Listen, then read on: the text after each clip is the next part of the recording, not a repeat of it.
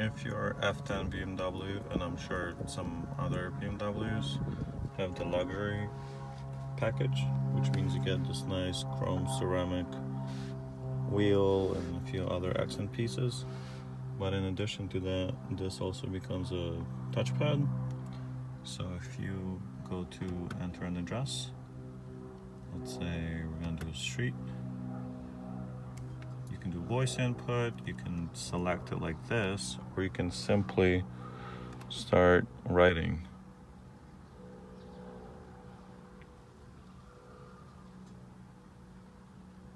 Just like that.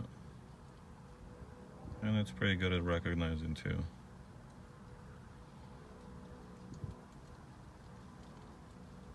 Pretty helpful if you have a weird name, and you can just simply quickly write with it on the touchpad without having to look at the screen or at what you're doing.